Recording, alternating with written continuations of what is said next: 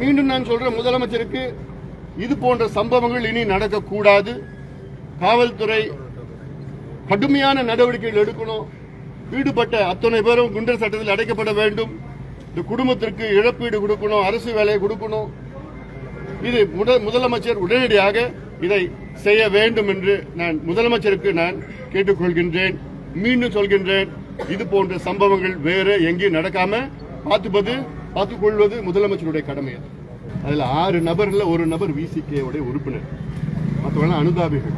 நான் இப்ப இந்த நேரத்தில் அவங்களா இவங்களா நான் சொல்ல விரும்பல. நான் இந்த பிரச்சனை இன்னும் அடுத்த கட்டத்துக்கு போக என்னோட விருப்பம் கிடையாது. எனக்கு சோசியல் மீடியால நீங்க பார்த்தாலும் தெரிஞ்சு போயிடுது. இங்க நோக்கம் இன்னைக்கு முதலமைச்சர் இந்த பொறுப்பு எடுத்துக்கணும். முதலமைச்சர் கீழே காவல்துறை இயங்கிட்டு வருது. காவல்துறையுடைய கையாளாகத்தனத்துல இந்த நடந்திருக்கு. கஞ்சா அந்த கிராமத்தில் விற்கிறாங்கன்னு எல்லாருக்கும் தெரியும். சமூக விரோத செயலில் ஈடுபட்டு கொண்டிருக்கிறாங்க எல்லாருக்கும் தெரியும். கள்ளச்சாராயம் வித்துட்டு இருக்காங்க எல்லாருக்கும் தெரியும். பதட்டமா இருக்குது. முதலமைச்சர் தலையிட்டாருன்னா பதட்டத்தை தணிக்கலாம். முதலமைச்சர் கிட்ட இருக்கு.